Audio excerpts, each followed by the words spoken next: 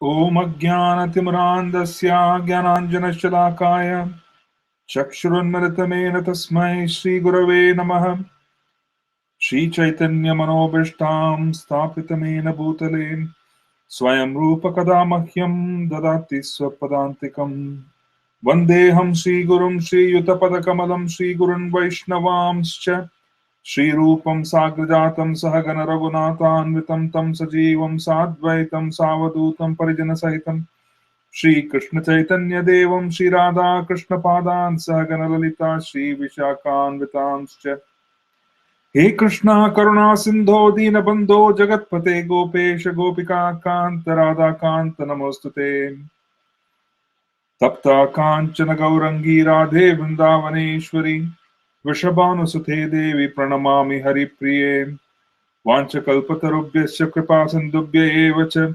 Patitanam Pavanebhyo Vaishnavebhyo Namo Namaha Sri Krishna Chaitanya Prabhu Nityananda Shri Advaita Gadadhar Srivas Adi Gaur Bhaktavinda Hare Krishna Krishna Krishna Hare Hare Hare Ram Ram Ram Hare Hare Hare Krishna Krishna Krishna Hare Hare Hare Ram Ram Ram Hare Hare Hare Krishna Krishna Krishna Hare Hare Hare Ram Ram Ram Hare Hare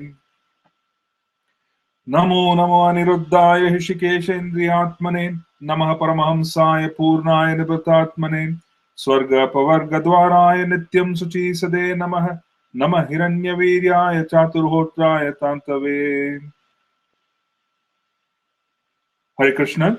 So we are continuing a discussion of the first canto and ninth chapter, and specifically the ninth chapter focuses on the passing of Sri Bhishma Dev, who is an extraordinary devotee with an extraordinary relationship with Krishna. And he is exemplary in being able to give us so many wonderful lessons. Lessons in terms of how life is being led, and lessons in terms of the quality of the passing of an individual from this planet. How does one make the transition? The most auspicious transition is one where the devotee is able to remember Krishna, the most auspicious. So, in that sense, Srila Bhishma Dev is demonstrating how powerful his life was. How powerful was the life of Srila Bhishma Dev that Krishna chose to appear and be with him. Krishna practically chose to appear and present himself physically in front of Bhishma whilst Bhishma was preparing to leave his body. Now, nothing can be more auspicious than such a passing. But then what is exemplary is that Bhishma Dev's life was so special and his actions were so special and they were so extraordinary that it warranted the presence of Krishna. The setting of the passing, was also meritorious. It was a meritorious passing. In other words, it was a meritocracy. The setting of the passing was such that Bhishma Dev was so special that it warranted the presence of Krishna whilst he passed away. It warranted that he was serving while he left. You see, that is also another very exemplary act, that till the last minute he was performing his duty. He was giving instructions, he was inspiring the seva of Yudhishthira Maharaj. He was practically reinforcing the duties that Yudhishthira himself had to perform in continuation of the duties of a king who was going to manage the entire planet. And Krishna benedicted Bhishma Dev by completely removing all forms of inauspiciousness, and it was also in very unusual circumstances, befitting a warrior. So many instances are to be learnt in the next few verses. Number one, our passing is the final test. The passing from this body is the final test, because it's one of the greatest challenges for one to leave the body, and whilst leaving the body, the physical body, to be able to remember Krishna. Why is it a challenge? It is a physical challenge because it's observable that most people who are in their end stages are not very conscious. You see, in fact, it is noticed that they become incoherent.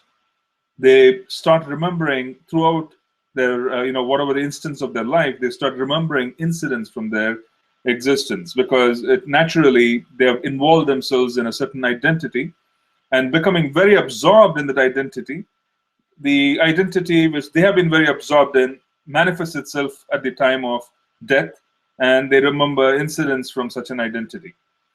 So that's the first distraction. Second, there's also this physical distraction, because the body is shutting down. Various body parts are starting to shut down. As various body parts are slowly, progressively shutting down in the natural course of death, then it becomes very difficult, because one has to transcend the physical condition and be able to fix their mind on the lotus feet of the Lord, fix their mind on the holy names.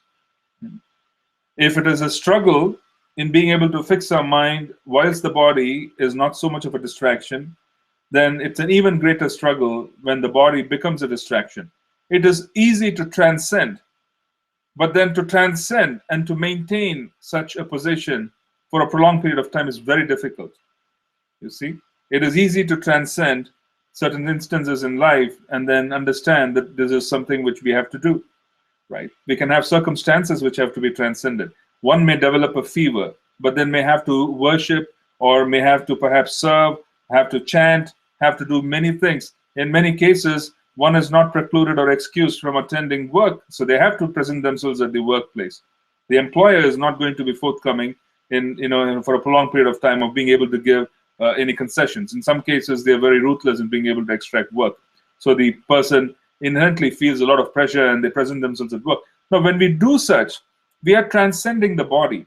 See, the bodily condition is demanding that we don't wake up. The bodily condition is demanding that we don't act. The bodily condition is actually telling us that we are better off simply stretching ourselves, lying in bed, under warm clothes, and then we are better off doing all of that.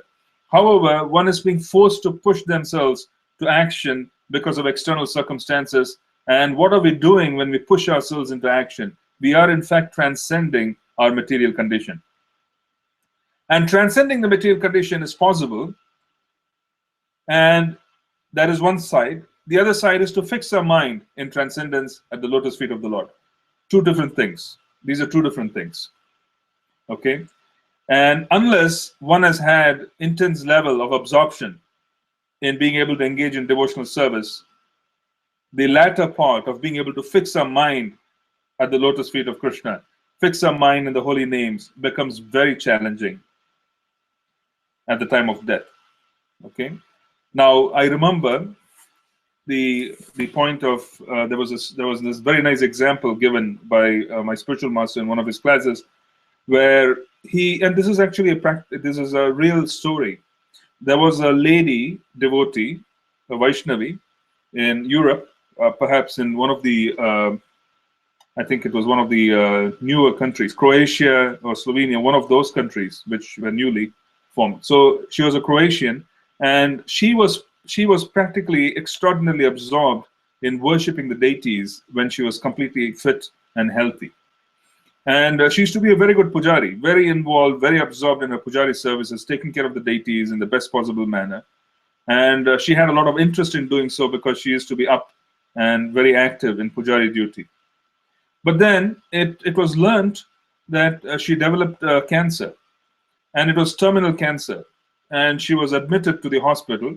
And being someone who was performing such absorbed deity worship, being someone who was serving the deities perhaps 3 times a day, 4 times a day, being around the deity room, chanting for the purpose of being able to serve the deities, being able to remember, and then feeling the pressure of time, and as a consequence, doing other activities during the day, adjusting and surrendering to the circumstances of the deity. That is surrender too. When you start serving the deities and you're forced to move your schedule around where you're trying to accommodate the deity schedule, that is a part of surrender, where you are accommodating the schedule of the deities for us to be able to act. So she has done this for many years, and then all of a sudden the service was taken away because the physical condition did not allow her to continue her service as a pujari, and she was actually committed to a hospital because she could not function. She was in some late stage cancer, and because of the late stage cancer, she could not really perform her service efficiently. So when my spiritual master, His Holiness Bhakti Tirtha Maharaj, he was visiting Europe, and he found that the person was missing, in the temple environment, and he inquired about her and her well-being. The devotee said that she's actually in the hospital, and she's in the hospital recovering, or rather, she has this terminal condition. So he chose to visit her. So when he went to visit this devotee in the hospital, because the moment he entered into a room, he found that this devotee was engaged, was actually, the room itself was quite surcharged with devotion. So the moment he entered into the room, because he was sensitive to the environment, he could immediately perceive that the room was surcharged with, devotion. So and she was there lying very helplessly on the bed, and then he approached her and they had a conversation. And she was explaining to him that for many, many years she has been serving the deities. She has been very absorbed in deity worship.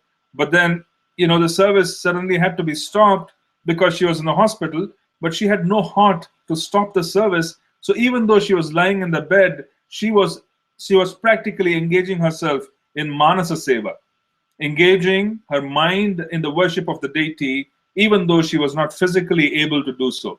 By completely becoming absorbed in practically perhaps cooking, different kinds of bhoga for the deities, one could engage the mind at a mental level. The service could become very absorbed, even though physically the person is lying down and incapable. She was actually making wonderful things for the deities, dressing the deities, going through this entire routine of seva, of different levels of seva, which has to happen during the day. And she used to do this with such absorption at a mental level that absorption at a mental level projected the transcendental nature of her connection to the room outside. And as a consequence, the entire hospital room was surcharged with spiritual energy and with devotion, because Krishna was reciprocating and the deities were actually receiving service while she was lying down on bed. So this is not uncommon. In other words, such absorption is also a matter of course for those who are well trained in our system, who are actually performing devotional service and who are engaging in devotional service in such wonderful ways. Okay, that absorption is not very uncommon. Okay, so the point which we're trying to make here is that if there has been absorption throughout life, then one is finding it very easy to become absorbed during the last stages. If, however, one is struggling to absorb themselves during life, or rather when things are normal, the so-called normal, then if there are challenges of a nature which are challenging to the physical and the mental level of consciousness, then it becomes very difficult for us to concentrate. So death itself is a phenomenon that can be managed and that can be arranged. The quality of death is as distinct in the lives of souls as the quality of birth. And the quality of death is itself an event that can be arranged. It's almost as if you can prepare for it throughout the life, and then when the time comes, you're ready to take the test.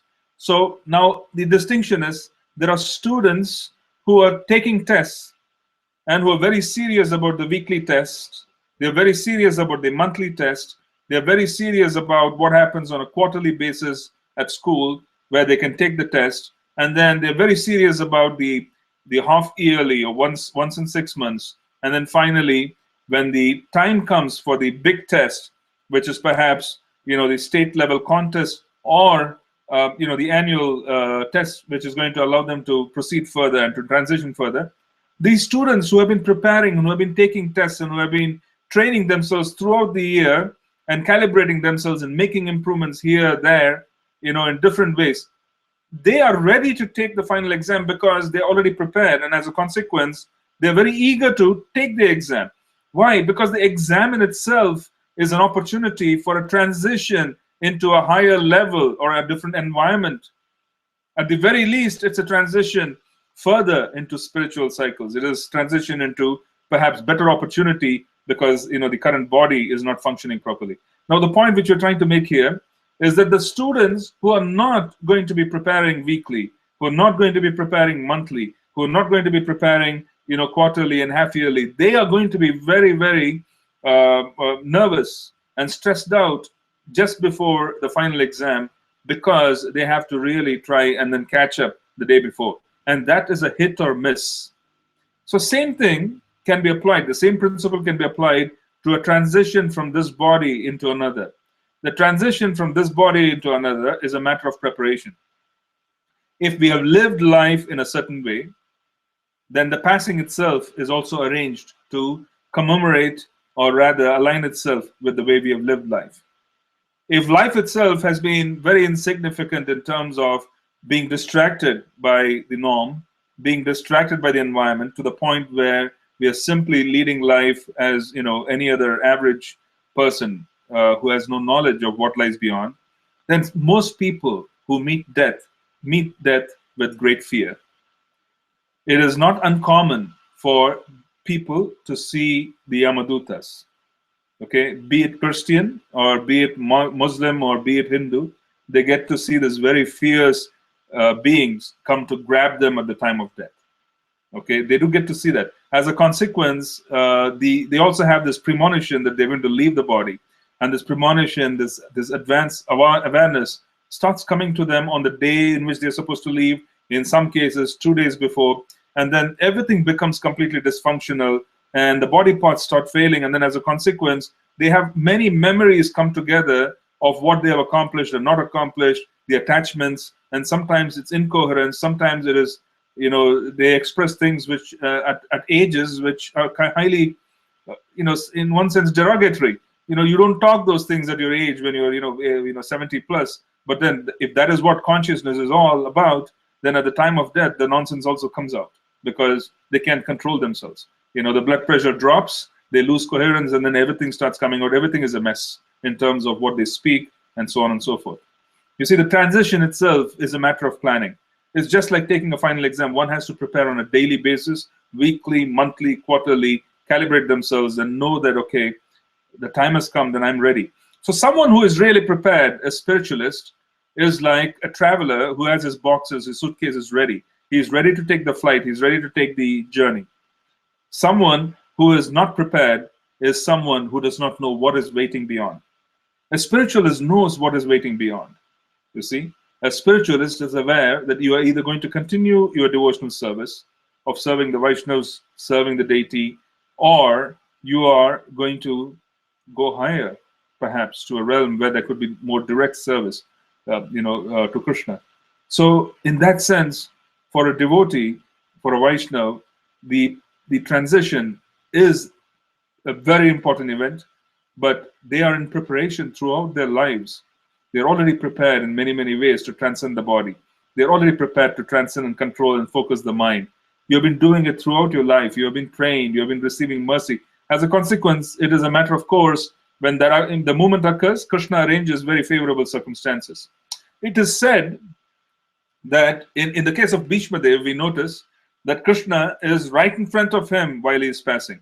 No question of Bhishma Dev being able to do anything wrong or avoid remembering Krishna. He is right there in front of him, sitting in front of him, talking to him, and then Bhishma Dev is able to fix his vision on Krishna's lotus face, and then he is able to leave his body. Okay, there was no question. But the other way where we understand that Krishna is manifesting his glories, Krishna is manifesting mercy, is when we see the devotees of Krishna surrounding the person who is leaving, and they're chanting the holy names. The holy names themselves are non-different from Krishna.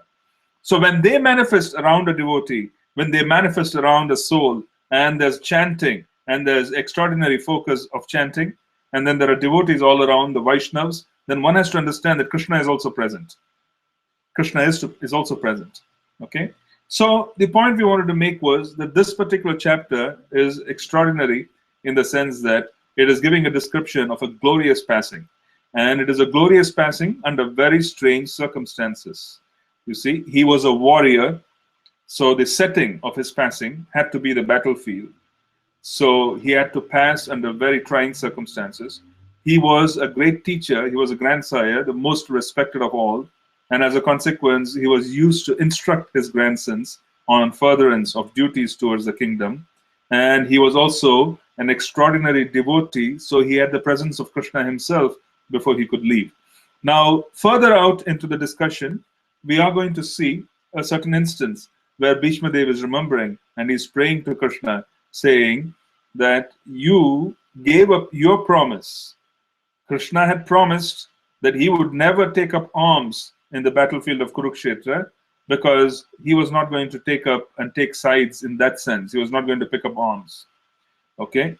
But Bhishma Dev was very extraordinary because he was experiencing rasa, and he wanted to have this ultimate rasa as a warrior. You see, a warrior is, he basically wanted to have rasa in chivalry. You see, being very chivalrous, being very, in other words, very forthcoming, and being able to exchange arms and, so on and so forth. He wanted to experience this very, very specific mellow with Krishna. And that mellow was of him fighting with Krishna. So he wanted to provoke Krishna to the point where Krishna is going to pick up arms. So Bhishma Dev, on one of the days in which he was to leave, or rather he was incapacitated by Arjun on the battlefield of Kurukshetra, he made it extraordinarily difficult for Arjun to be on the battlefield. It was almost seen as if Arjun was losing the battle. In fact, it was seen that Arjun could have easily even died. It was impossible for that to have happened because Krishna is there. But the intensity of the battle, the intensity of the attack, and the fierceness with which Bhishma Dev attacked Arjun, right, was so intense that it was almost seen as if Arjun could leave his body or he could be killed. And at that particular attack, Bhishma Dev attacked Krishna as well to further infuriate and bewilder Arjun. Arjun was extraordinarily bewildered when he saw the blood being drawn from Krishna's body. So Bhishma Dev started attacking Krishna with his arrows. Those arrows were piercing Krishna's, very delicate looking body. He's so delicate. You see, the show of strength of God is not so much that he is going to be extraordinarily muzzle bound, right? He's not muzzle bound. God need not be muzzle bound. I remember Mother Jadurani, the original painter in all of the original paintings of ISKCON. She received instructions on paintings directly from Srila Prabhupada.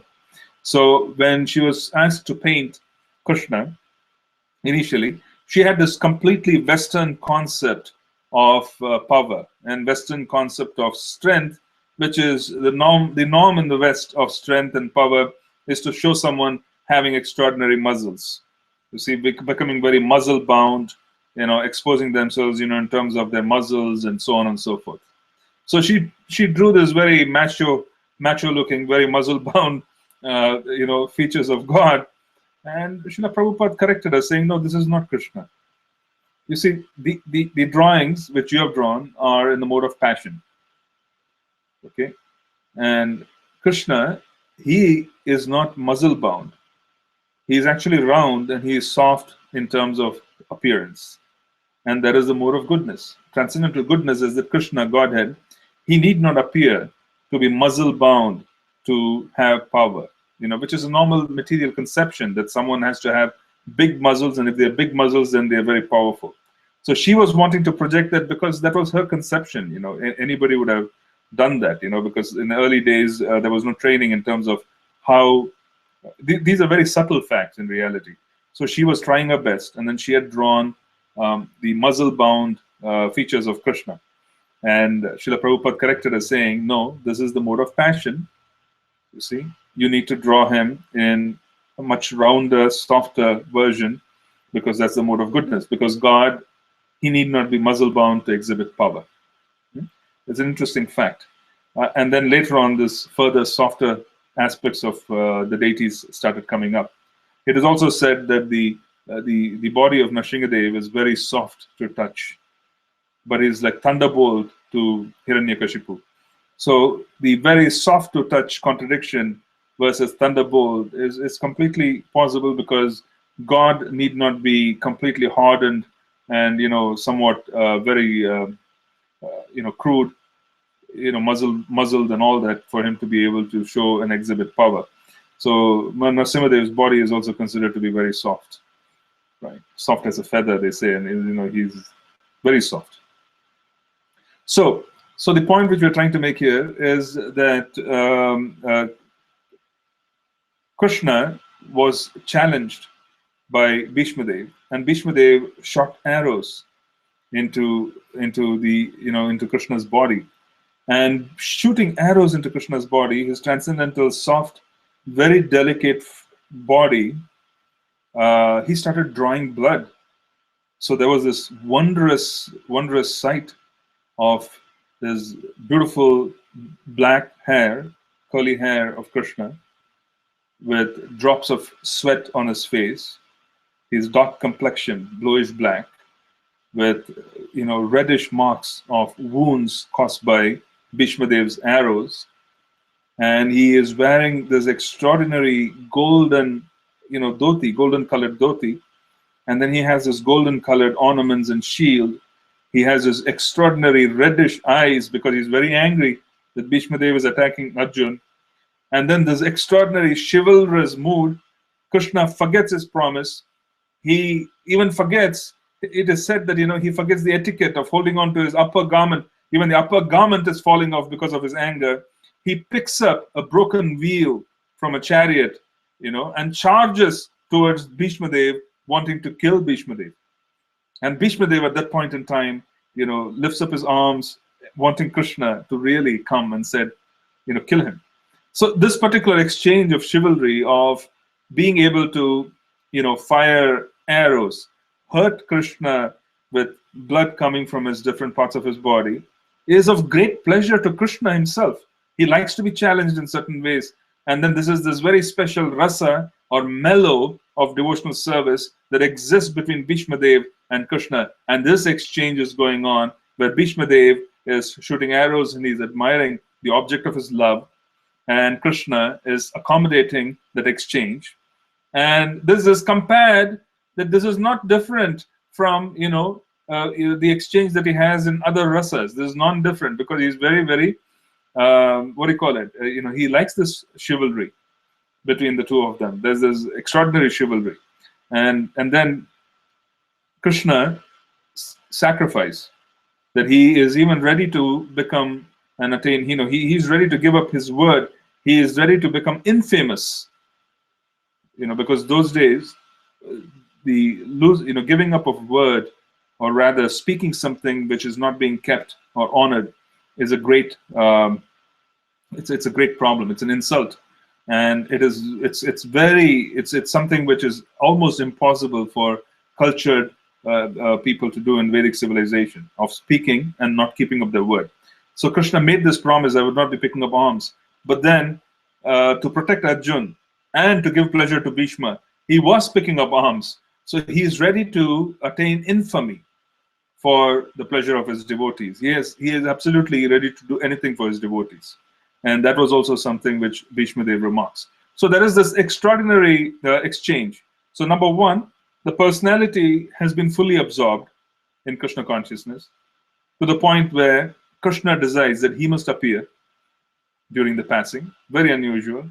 Number two, there is a very special rasa which is also present, which allows Bhishmadev to remember Krishna with complete ease and to focus and to draw Krishna closer wherever he is in all circumstances. Okay?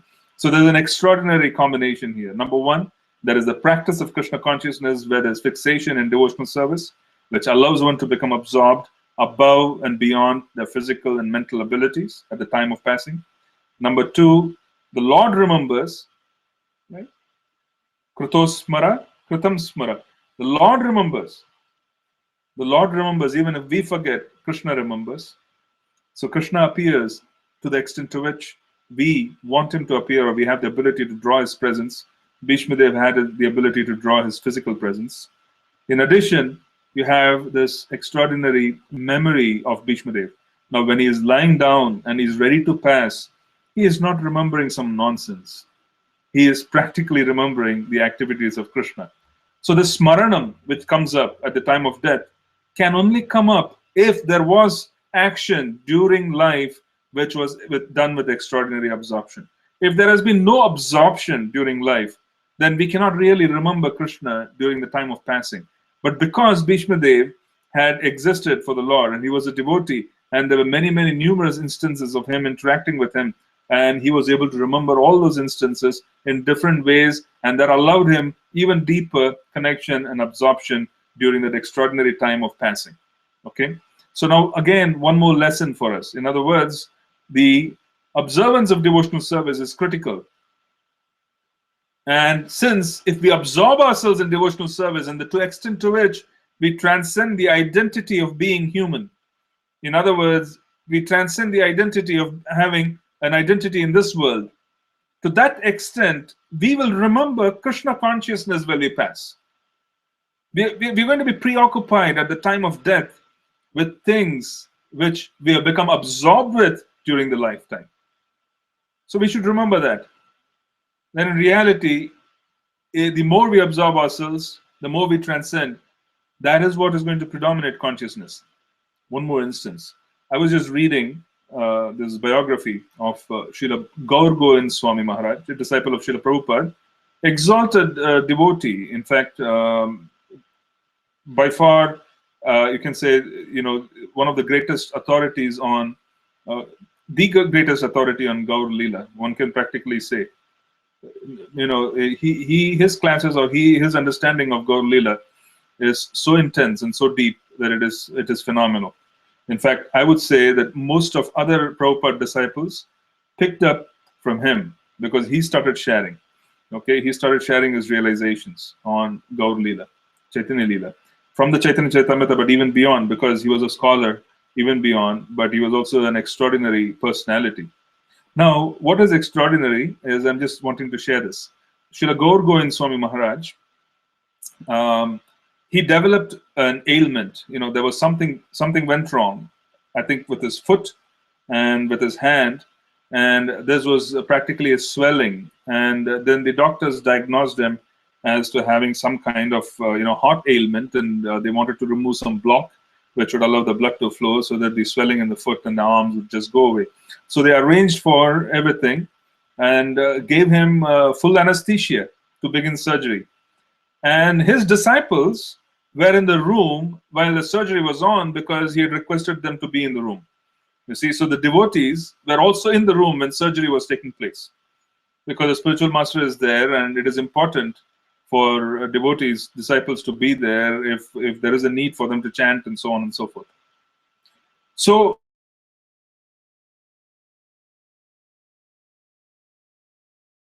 an extraordinary event was occurring during that time when Maharaj was on the operating table, and he had been given complete anesthesia. With full anesthesia, when they began operating under complete unconscious state, Maharaj started reciting verses from the 10th canto of Srimad Bhagavatam. In a complete unconscious state, he was reciting verses. Now, this is exactly the circumstances that we're talking about, that even above the constraints imposed on by the physical body, above the constraints imposed on by any other influence, if someone has become so absorbed in Krishna, then that consciousness would permeate, and they would be able to constantly remember things that they're completely absorbed with. And he was actually remembering and reciting verses from the 10th canto of Srimad Bhagavatam, which everybody was shocked to hear because he was completely unconscious. They were operating on him, and he was reciting. Okay? So something extraordinary. I was just wanting to share instances of cases where this is happening, where the exchange takes place. Okay? So let's read these verses, and then we'll talk further.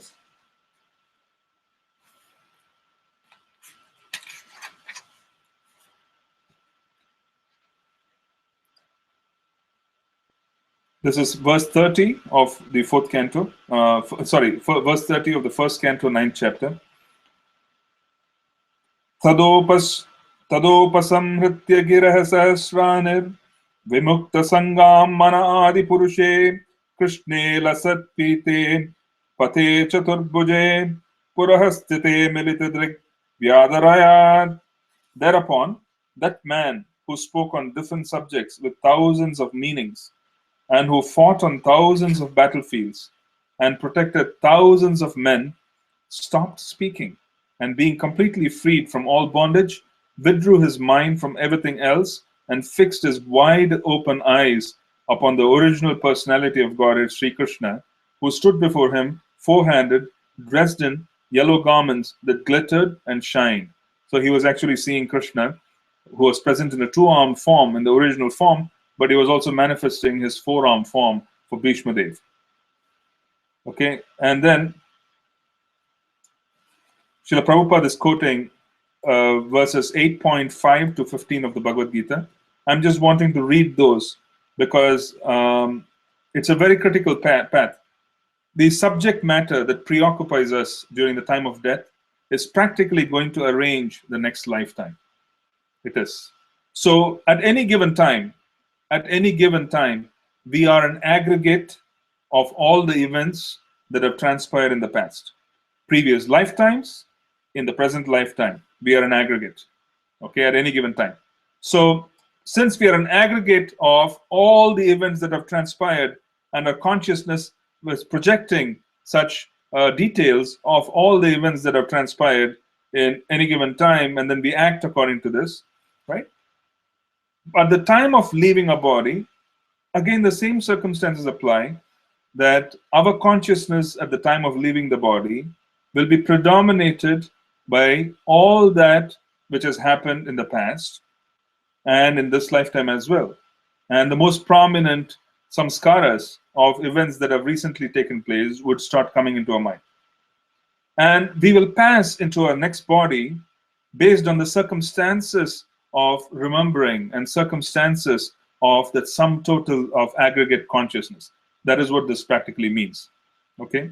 The sum total of this aggregate consciousness is going to project certain level of mental smarana at the time of death.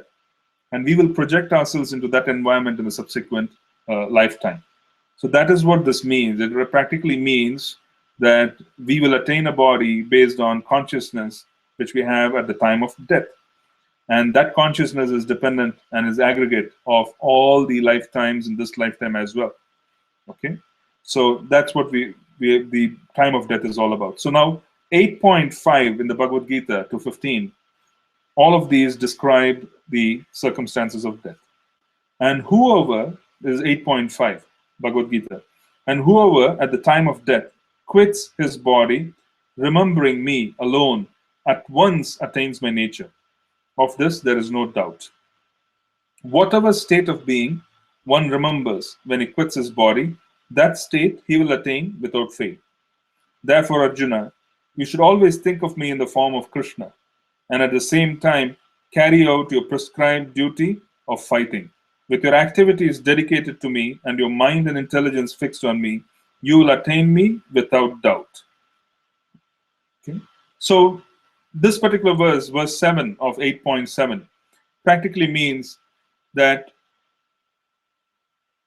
if we have attained a position of complete knowledge of a relationship with Krishna, then that complete knowledge of a relationship with Krishna will project itself practically in everything we do.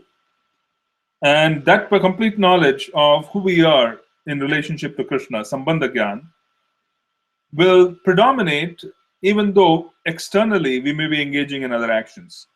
So Arjuna could be picking up his bow, he could be firing arrows, he could be remembering the mantras that he requires to invoke the presence of certain types of weapons and certain types of war techniques.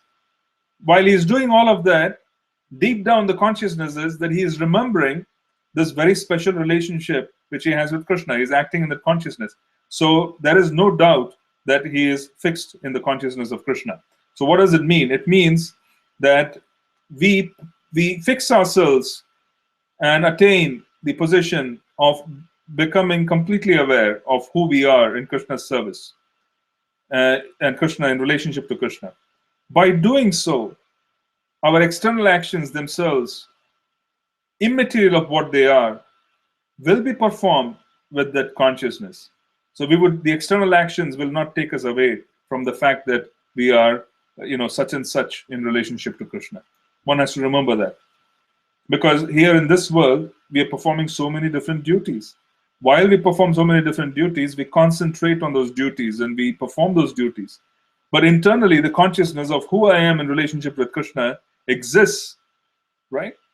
That knowledge exists, and that knowledge has been, the maturity of the knowledge exists. So the external activity itself is not so much of a disturbance whilst we fix ourselves internally. Because once we fix ourselves internally and we become aware of our relationship with Krishna, we will automatically be arranging the external activity and our involvement to such an extent that it supports the internal relationship. One cannot come into great knowledge and still act like a moron. It doesn't work. One cannot be so moronic that you attain great knowledge, you know who you are in relationship to Krishna, and we continue acting as if we are this body and we are such and such and so on and so forth. There has to be some change. There has to be some change in terms of the person being able to refine the way they are acting, right? So in that sense, it is not so much the external action which is being emphasized. It is more the internal state of consciousness which recognizes the specific sambandha with Krishna. Externally, Arjuna was on the battlefield concentrating on battle. Krishna is giving that instruction here. He's saying you should always think of me in the form of Krishna, at the same time carry out your prescribed duty of fighting. He who meditates on the Supreme Personality of Godhead, his mind constantly engaged in remembering me and undeviated from the path, he who Partha is sure to reach me.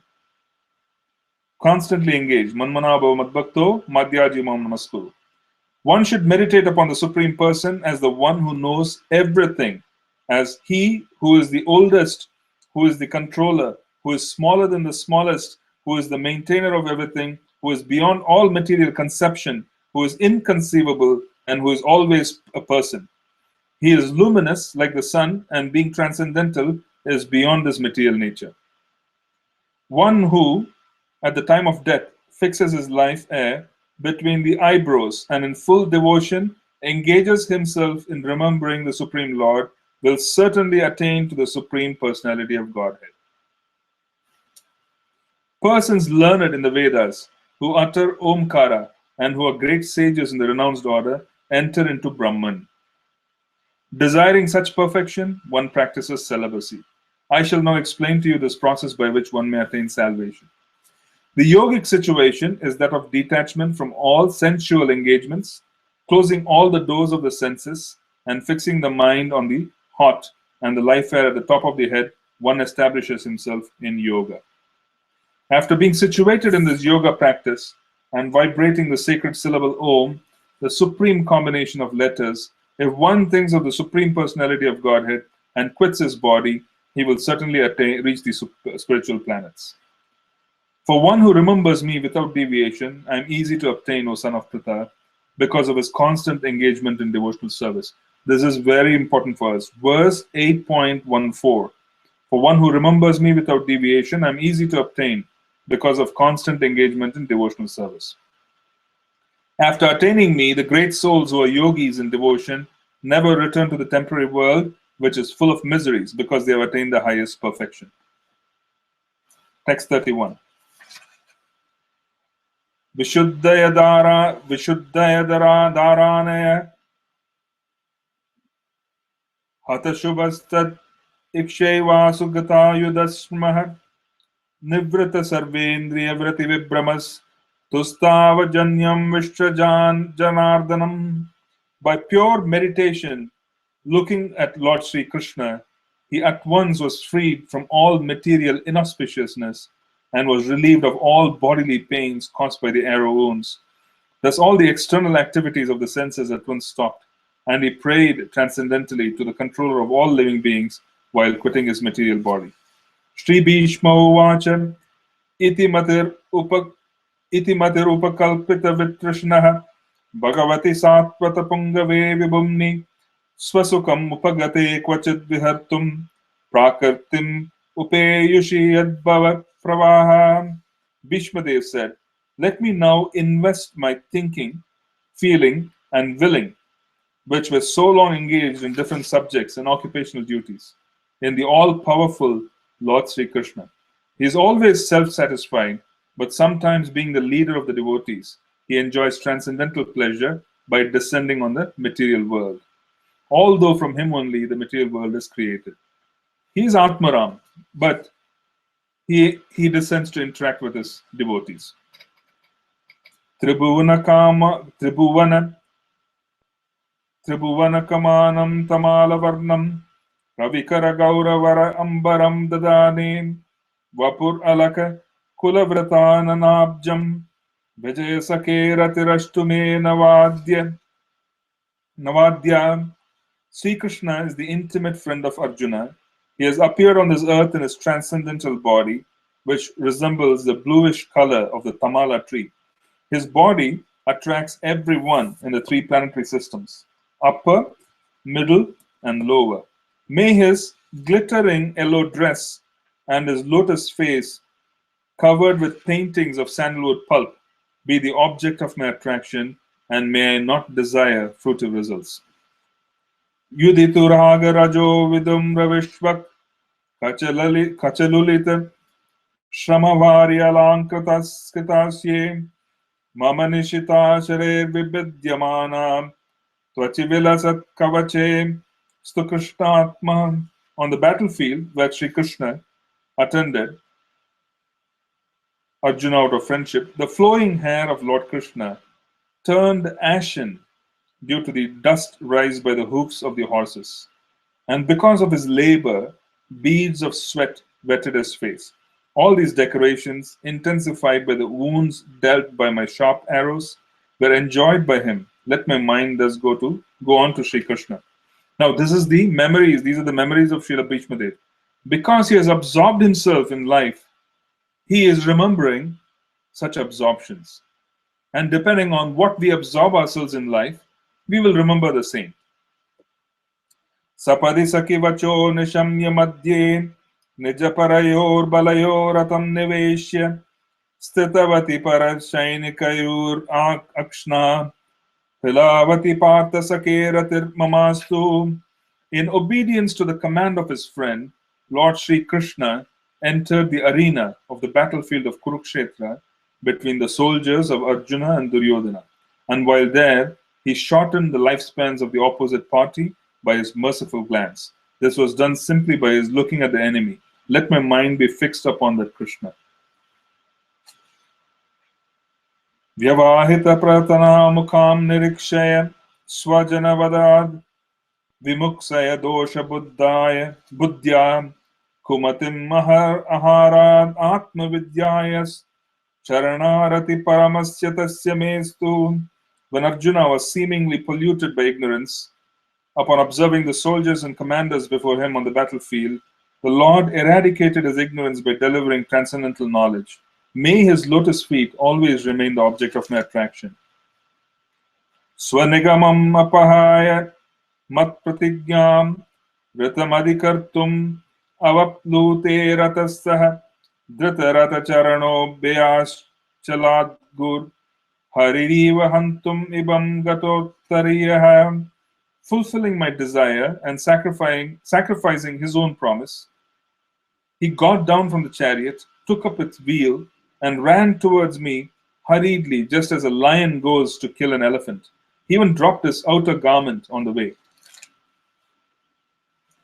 Chitavishika hato vishirnadamsaha shataja paripluta atalayino me prashabam abhisasasara mad Vadartam Sabhavatu me Bhagavan Gatir Mukundaha. May he, Lord Sri Krishna, the personality of Godhead, who awards salvation, be my ultimate destination. On the battlefield, he charged me as if angry because of the wounds dealt by my sharp arrows. His shield was scattered and his body was smeared with blood due to the wounds. Extraordinary. Right. Vijayarata Kutumba Tatotre Dratahaya Rashmini Tach Chijakshesantye Bhagavati Ratir Astume Mumurshur Yamiha Nirikshaya Hata Gataha Swarupam. At the moment of death, let my ultimate attraction be to Sri Krishna. the personality of Godhead.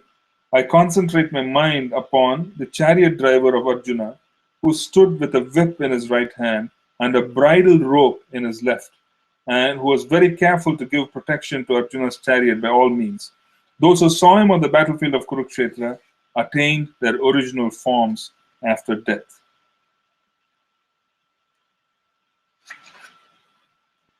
Lalita Gati Vilasa, Valguhasa, Pranaya Nirekshana, Kalpitorumanaha, Kritamanukritavattya Unmadandandaha,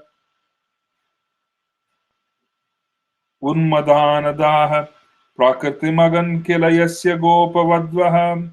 Let my mind be fixed upon Lord Sri Krishna, whose motions and smiles of love attracted the damsels of Rajadama, the gopis. The damsels imitated the characteristic movements of the Lord after his disappearance from the Rasa dance.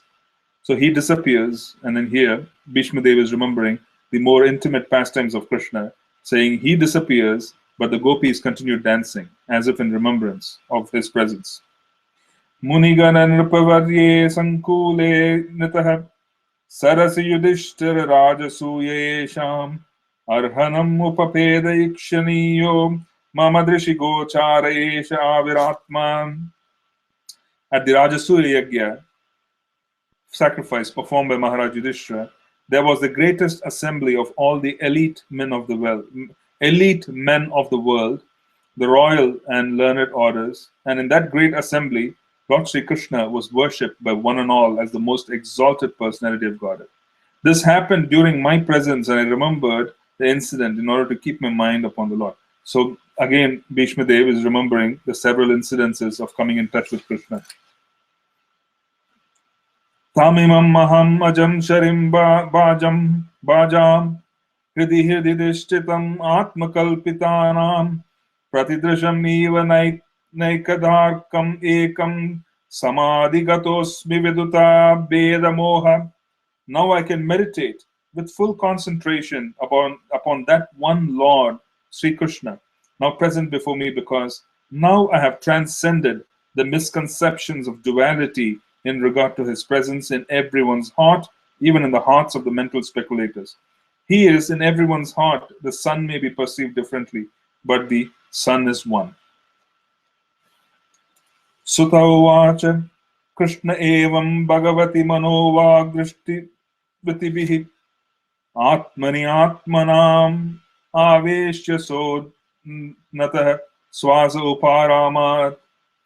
Sutta Goswami said, thus Bhishma Dev merged himself in the super soul, Lord Sri Krishna, the Supreme Personality of Godhead, with his mind, speech, sight, and actions, and thus he became silent and his breathing stopped. This merging himself is absorption, where he attains the qualitative oneness with the Lord. We do not want to think that this is similar to the merging or the aspiration of merging into Krishna by the Mayavadis. No. Sampadyamanam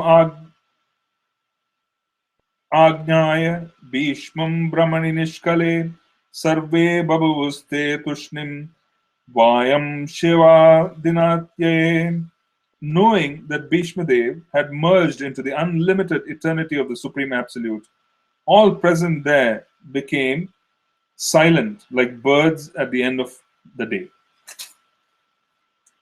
Tatra dundubayo nedur deva manava vaditaha sasamsuh sadavo rajñam katpetuh pushpavritasyaha vritapyaha vrishtayaha. Therefore, both men and demigods sounded drums in honor, and the honest royal order commenced demonstrations of honor and respect, and from the sky fell showers of flowers.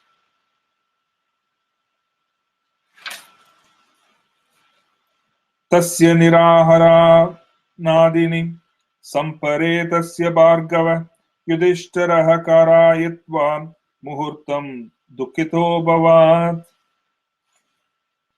O descendant of Bhrigu, Shaunaka, after performing funeral rituals for the dead body of Bhishma Dev, Maharaj Yudhishthira was momentarily overtaken with grief. Tuštuvurmunayo hristaha Krishnam tadguhyanamabihi Tataste Krishna hridayaha Swashraman prayayuhu punaha. All the great sages then glorified Lord Sri Krishna, who was present there by confidential Vedic hymns. Then all of them returned to their respective hermitages, bearing always Lord Krishna within their hearts. Tato yudhisthiro gatva saha Krishno gajapyam Pitaram Shantavyamasa Gandharim cha tapasvinim. Thereafter, Maharaj Yudhishthira at once went to his capital, Hastinapura, accompanied by Lord Sri Krishna, and there he consoled his uncle and aunt Gandhari, who was an ascetic. So they had renounced. Pitra Chanumato Raja Vasudeva Numoditaha Chakara Rajyam Dharmena Pitra Paitimaham Vibhuhu. After this, the great religious king Maharaj Yudhishthira executed the royal power in the kingdom strictly according to the codes and royal principles approved by his uncle and confirmed by Lord Sri Krishna. So this ends the 9th chapter of the first canto, the passing of Sri Bhishma and the wonderful instructions that were given by him.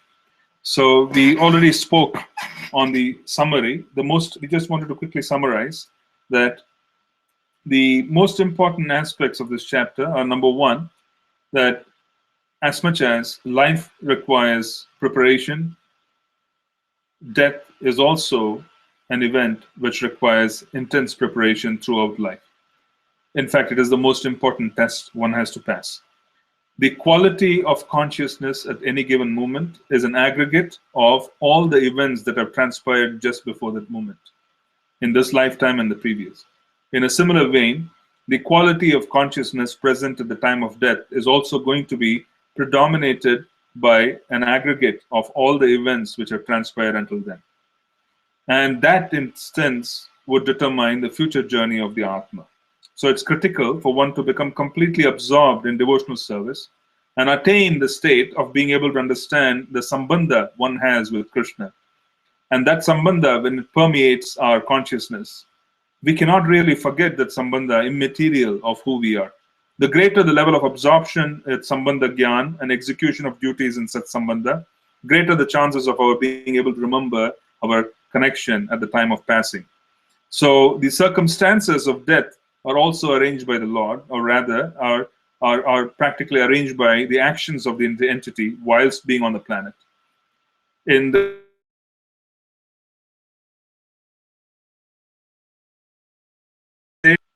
Krishna made himself available. Everything was extraordinary, and Krishna made himself available, and he made himself present at the time of passing.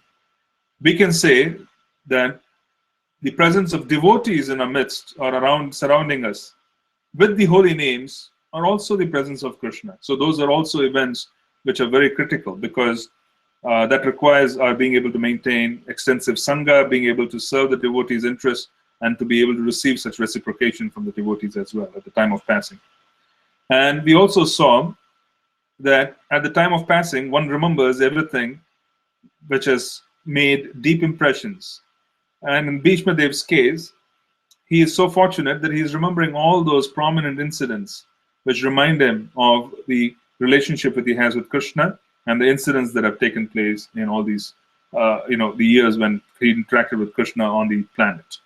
So this is what is called the most auspicious event.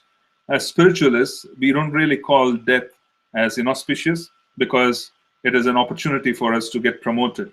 But the promotion itself is dependent on our preparation during life.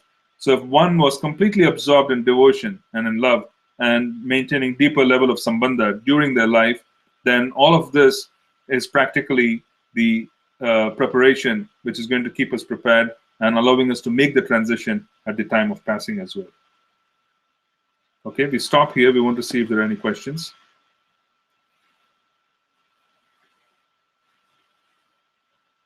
For neophyte devotees, there is one question. For neophyte devotees, as we progress in spiritual sadhana, and we start having experiences, how do we distinguish our interpretation between realization versus mental speculation? Okay. The most important aspect that one has to learn is that experiences in devotional service themselves are to be understood through the means of Shastra. Shastric reading prepares us for us to be able to understand our experiences. One has to be able to relate their experiences to Shastric reading. And that's what makes them bona fide. If, for instance, you're not able to justify your experience through Shastric reading, you make a note of that experience. Because in a future date, when you complete your Shastric reading, you go deeper, the realization would come to you as to what that was. Okay? So what is the means for us to be able to understand and distinguish our interpretation of experience as realization versus speculation? As we have the means is the realization or the particular understanding has to be consistent with Shastric conclusions.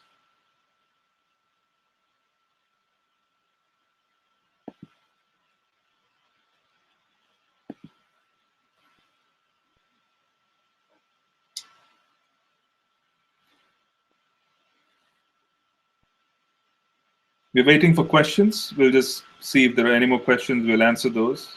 Otherwise, we'll meet again on Thursday, continuing our discussion on Chapter 10. We'll just wait for questions.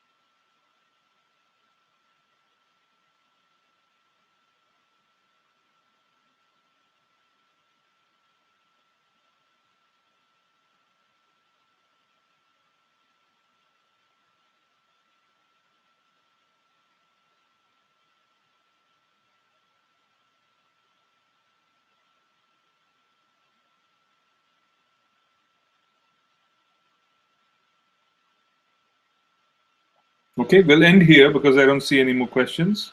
And we'll meet again on Thursday. We'll continue our discussion of Chapter 10 of the first canto. Hare Krishna, Prabhupada Ki Jai.